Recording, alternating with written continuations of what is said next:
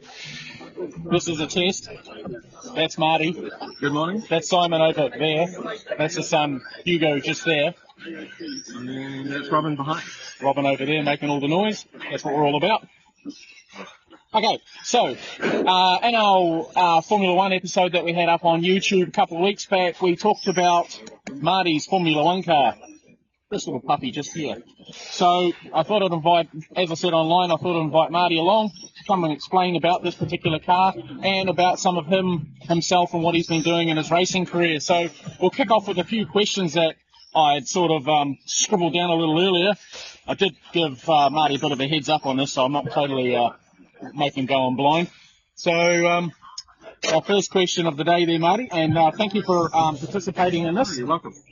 It's always been a little bit of a goal of mine to get people online and talking about their hobby and what they do and how they enjoy it, how they got here, where they're going, what they're doing. So thank you very much for your time. So our first question is how long have you been racing for? Consistently, probably for the last 10, 11 years now. So, Yeah. A wee while. Feels longer. Does feel longer. Well, I got into RC at the age of 14 and sort of raced the old Mount Richmond Orphan on-road club there for a year or two before, you're young, you're at school, you're sort of looking for money, then you have to sort of sell up. So I took a break from that. And then, it's good to be able to race consistently. Cool. So, talking about your early years, what was the first car that you started with? Dmaz. The Tamiya Dmaz. Oh, good old Tamiya. Yep, it was a great monster truck. It took me a whole week to build because I didn't know what I was doing. I just wanted to do it myself. Yeah. Made a few mistakes along the way, but learned a lot. Yeah. And it was just a great fun truck. Oh, cool. And it's one of those ones they haven't re-released, I don't think. No, I'm annoyed about that. Yeah, I know Gavin Dawson over there, he's got himself the original Sand Scorcher.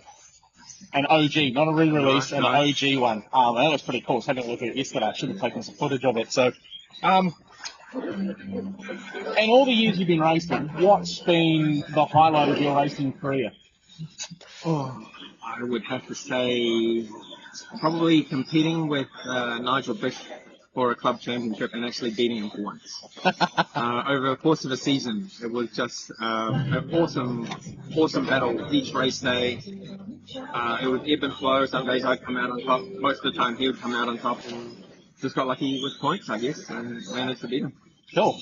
Yeah. Now that's a person we should get back on the channel at some stage. Is Nigel Bush. He's got some interesting stories, not only in RC but also in one-to-one racing as well. So I'll have to track him down one day and see if he's got time to have a chat. So, what is it that you enjoy the most about RC? I think it's just the fun and the tinkering.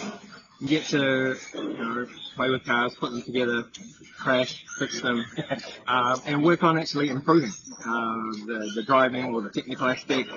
Understanding setup, always learning, and just having fun.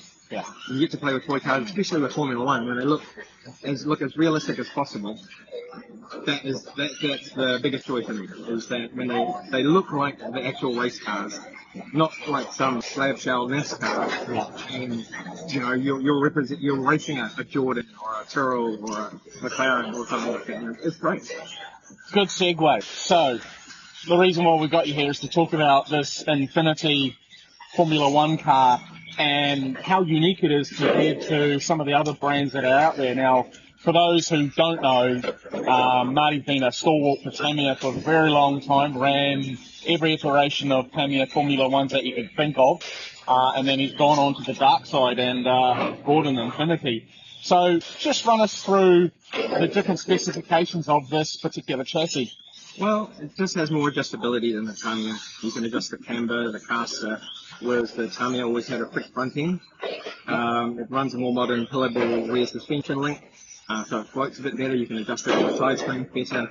So it's just a bit more modern, more like a 12-speed car in that regard. So he's just talking about in here, so with the setup, can't quite see it properly, I'll get some more shots of it later, of how the suspension's set up with the pod running across the back here, top mounting the motor.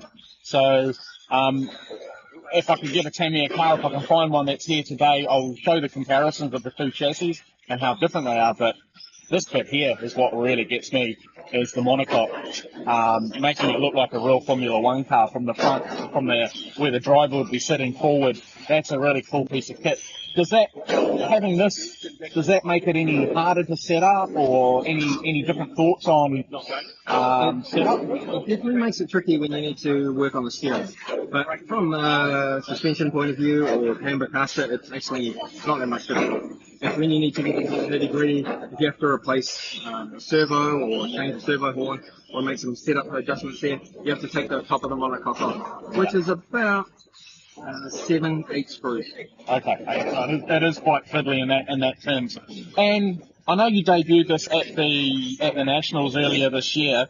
How are you progressing along in terms of setup and drivability and that sort of thing? Much better than I did at the Nets. Unfortunately, I didn't have the best of times, but I think that was a new chassis, never been run before, learning about it. Definitely making some progress.